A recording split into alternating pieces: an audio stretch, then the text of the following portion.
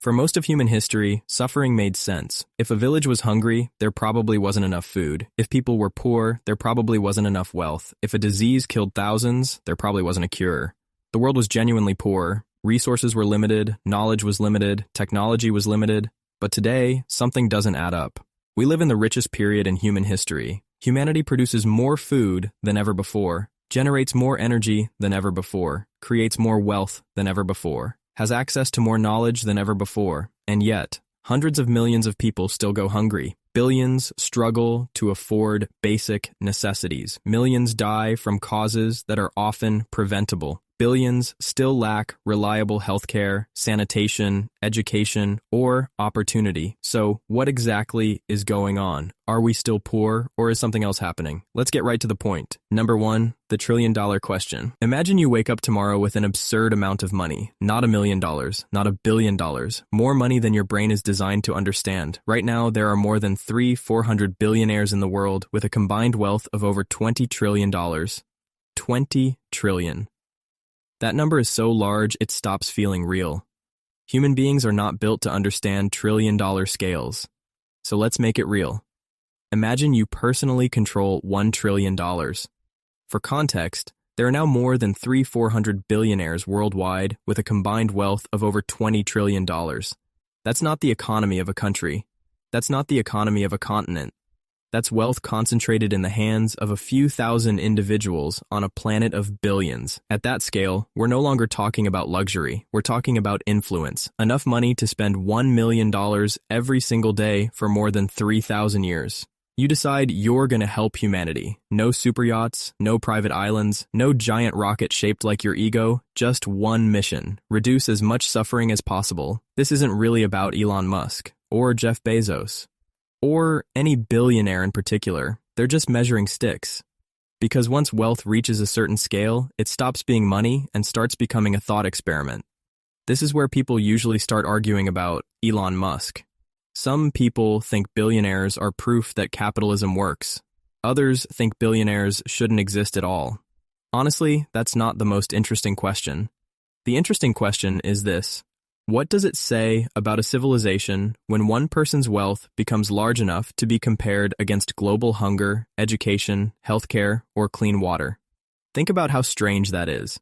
A human being should not naturally become a unit of measurement for human suffering. Yet here we are, when someone's fortune becomes so large that we start asking whether a small percentage of it could fund millions of meals, schools, clinics, or water systems. The conversation is no longer really about that person. It's about the system that produced that outcome. There are many reasons one could point to dislike and even hate Elon Musk. You don't have to hate him to find that uncomfortable. You just have to admit it's weird. What could one person actually do with that much wealth? Could they eliminate hunger? Could they provide health care? Could they house people? Could they educate entire generations? Could they transform civilization? Most people immediately answer yes. But then the investigation begins, and the deeper you look, the stranger the story gets. Number 2, the food paradox. Let's start with hunger, because hunger should be easy, right? If people are hungry, buy food. Problem solved. Except that's not what happens, and this is where the video gets weird. Imagine standing outside a warehouse. Inside are mountains of food, forklifts moving,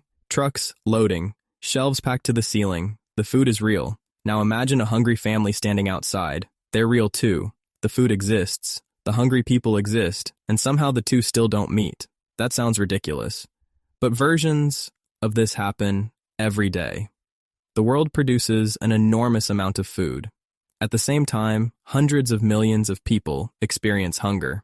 Meanwhile, enormous amounts of food are lost or wasted every year. Think about how strange that is. Humanity has become incredibly good at producing food. Yet hundreds of millions of people still experience hunger, while enormous amounts of food are lost or wasted every year. The problem isn't simply growing more food. It's getting food to people before poverty, logistics, conflict, or incentives get in the way. So what's going on? The first answer is uncomfortable. Hunger is often not simply a food problem. It's an access problem. Food doesn't teleport from farms to dinner tables. It needs roads, fuel, storage, refrigeration, ports, warehouses, trucks, workers, security, markets, functioning governments, and most importantly, people who can pay.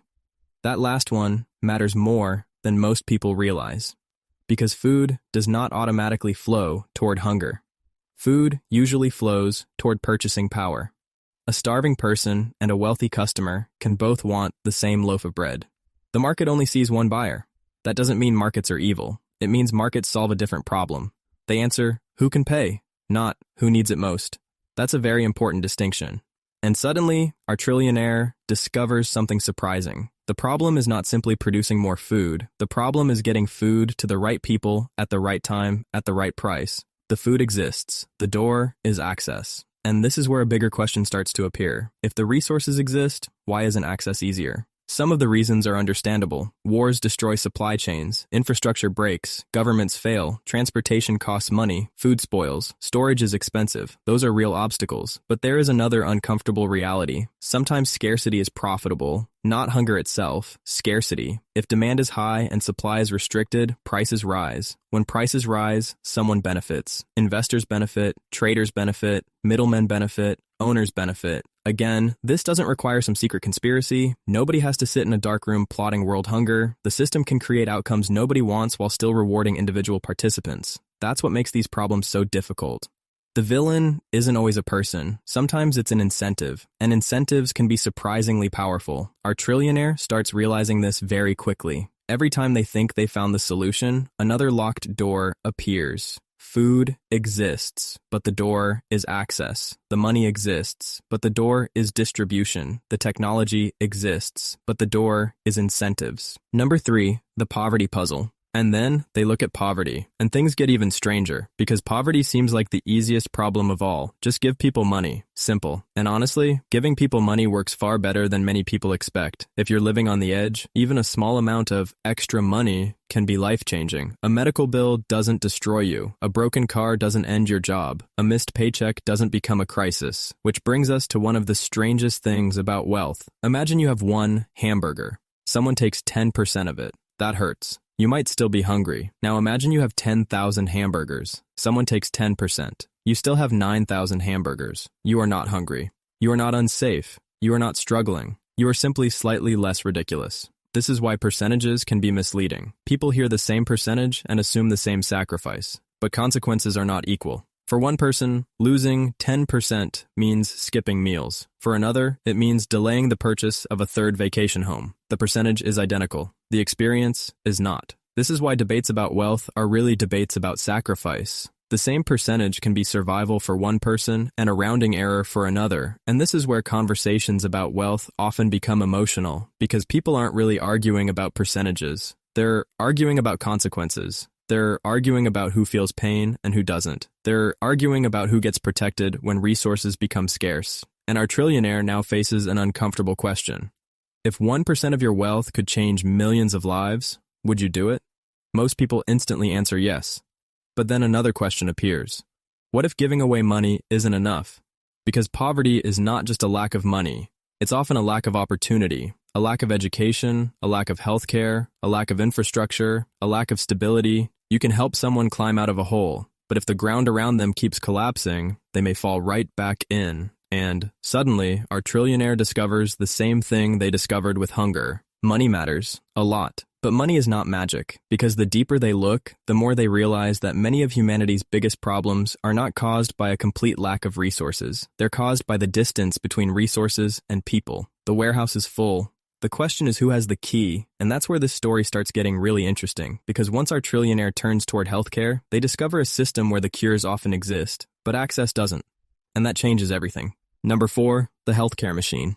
The next place our trillionaire looks is healthcare, and at first glance, healthcare seems easier than hunger. At least with hunger, you have to grow food. Medicine already exists. Vaccines exist. Surgeries exist. Treatments exist. Humanity knows how to prevent or treat diseases that would have been death sentences for almost all of history. So why do millions of people still die from preventable causes? Imagine someone invents a cure for a disease. The headlines celebrate. Scientists cheer. The discovery changes medicine forever. Problem solved, right? Not exactly, because a cure sitting in a laboratory helps nobody. It has to be manufactured, shipped, stored, prescribed, delivered, paid for, and trusted.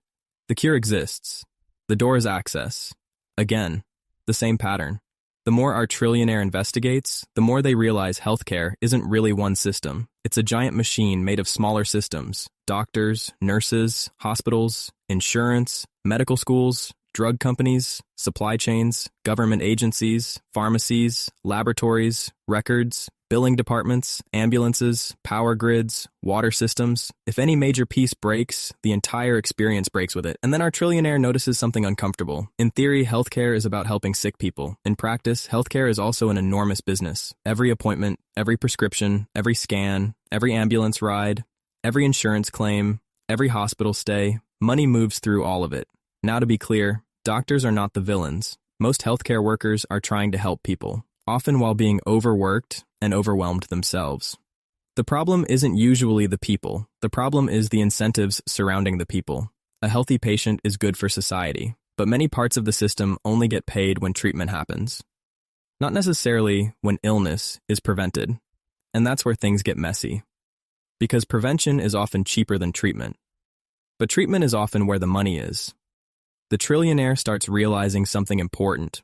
A broken system can still be profitable. And if a broken system is profitable, there may not be much pressure to fix it. Not because anyone is evil, because incentives matter. The same lesson keeps appearing. The medicine exists, the door is access, the knowledge exists, the door is delivery, the money exists, the door is incentives. Number 5, the housing trap. Then, our trillionaire turns toward housing. And this is where the contradiction becomes impossible to ignore. Housing shortages seem simple. People need homes. Build more homes. Problem solved. Except that's not what happens. Cities all over the world struggle with affordability despite construction, investment, and development happening constantly. How? Because housing isn't just a building. Housing is land, infrastructure, water, sewers, roads, electricity, transit, schools, financing, insurance, permits, zoning, politics. And suddenly the question changes. The problem isn't whether you can build a house. The problem is whether the system allows you to build enough houses where people actually need them.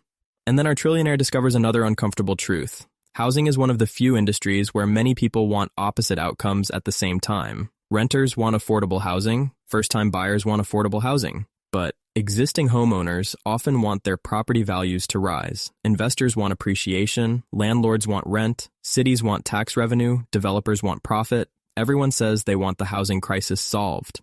But many powerful incentives quietly benefit from housing remaining expensive. Not because people wake up hoping families struggle, because expensive housing makes certain assets more valuable. And once again, scarcity becomes profitable. The homes exist. The door is affordability. The land exists. The door is permission. The money exists. The door is incentives. By now, a pattern is emerging. Number 6, the infrastructure problem. But then our trillionaire looks at something even more basic. Water. Clean drinking water is not some futuristic technology. We already know how to clean water. Filter it, test it, pipe it, store it, treat it. We've known how to do much of this for decades. So why do billions of people still lack reliable access to safe water and sanitation? This is one of those problems that feels impossible until you realize the technology itself isn't the mystery. We've known how to clean, move, store, and test water for decades. The shocking part is that billions of people still lack reliable sanitation despite humanity already knowing how to solve the engineering problem. Imagine building a beautiful water system for a town. Pipes, pumps, treatment facilities, storage tanks, everything works perfectly. For 6 months. Then a pump breaks. Nobody has replacement parts. A technician leaves. Funding disappears. Maintenance gets delayed. A few years later, the system barely works. This is the problem most people never think about. Building something is not the same as maintaining it. The ribbon-cutting ceremony gets the headlines. Maintenance gets ignored. Civilization survives on maintenance. The cure exists. The door is upkeep. The infrastructure exists. The door is management. The funding exists. The door is continuity. And nowhere is this more obvious than energy. Every day, the sun sends more energy to Earth than humanity could ever use. The problem is not sunlight. The problem is turning sunlight into usable electricity. That means solar panels, transmission lines, power grids, transformers, storage, batteries, permits, construction, engineers, maintenance. Again, the solution exists. The door is deployment, and that leads to one of the strangest realizations in the entire video. Many of humanity's biggest problems are no longer mysteries. We know how to generate clean electricity. We know how to provide clean water. We know how to prevent many diseases. We know how to build housing. We know how to grow food. The challenge isn't discovering solutions, it's deploying solutions at scale for billions of people, year after year. And this is where people usually split into two bad arguments. The first group says, see, just spend the money. The second group says, see, nothing can be done. Both arguments are lazy. Money matters a lot. Money can build clinics, money can build schools, money can build infrastructure, money can save lives, but money is not magic. You cannot instantly create 1 million trained nurses. You cannot instantly build a power grid. You cannot instantly end a civil war. You cannot instantly eliminate corruption. You cannot instantly make institutions competent. Those things take time, but the opposite mistake is equally dangerous. Complexity does not mean hopelessness, because when our trillionaire looks closely, they keep finding examples where relatively small investments could produce enormous improvements. The problem isn't that solutions don't exist. The problem is that systems don't always reward implementing them. And that brings us to the biggest question of all, because if food exists, if medicine exists, if water systems exist, if energy exists, if education exists, then what happens when a technology arrives that can make knowledge itself almost free? What happens when intelligence becomes abundant? Because that question doesn't just change education, it changes everything. And that's where the story gets really weird, because up until now, every problem we've looked at has followed the same pattern. Number 7, the AI question. The resource exists, the solution exists, the need exists, and somewhere between them sits a locked door. Food exists, the door is access. Medicine exists, the door is delivery. Housing exists, the door is affordability. Water exists, the door is infrastructure. Energy exists, the door is deployment. But then our trillionaire encounters something different, artificial intelligence. And for the first time in this entire story, the rules start changing. Because AI is not just another invention, it is potentially a machine for creating abundance. And the reason companies are pouring enormous amounts of money into AI is simple. Whoever controls the next great productivity revolution could end up controlling a significant piece of the future. Hundreds of billions of dollars are already being invested because the stakes are that large. Think about education. For most of human history, knowledge was scarce. If you wanted to learn something, you needed access to a teacher, a book, a university, a library. Knowledge was expensive because the people who possessed it were rare. Now imagine a student struggling with algebra. It's midnight. The teacher is asleep. The school is closed. The student has a question. For almost all of history, learning stops there. Today, an AI tutor can answer instantly. It can explain the problem 10 different ways, generate examples, translate languages, adapt to the student's level. Wait patiently while the same question gets asked 17 times, and it never gets tired. That is a genuinely revolutionary idea. For the first time in human history, access to information is becoming incredibly cheap. Knowledge can now be copied almost infinitely, which creates a fascinating question. If knowledge is becoming abundant, why is opportunity still scarce? Think about college. The internet contains more educational material than entire universities possessed just a few decades ago. You can learn mathematics, programming, physics, history, economics, engineering, almost anything, often for free. And yet, higher education keeps getting more expensive. Student debt continues to grow. Degrees remain powerful gatekeepers. Why? Because education is not just knowledge, it's credentials, it's networks, it's signaling, it's opportunity. The information exists, the door is recognition. Again, another locked door, and AI may make that tension even bigger, because if AI can dramatically reduce the cost of education, research, administration, translation, legal assistance, and many forms of knowledge work, then humanity faces a question it has never faced before. Who gets the benefits? Everyone, workers, governments, corporations, or the people who own the machines? Because abundance does not automatically become equality. History is full of productivity revolutions. The steam engine increased productivity. Electricity increased productivity. Computers increased productivity. The internet increased productivity. And yet, the gains were never distributed evenly, which means AI introduces a new possibility. The technology could help everyone. Or it could make existing inequalities even larger, because AI is forcing us to answer an old question in a new form. If machines become dramatically more productive, who gets paid?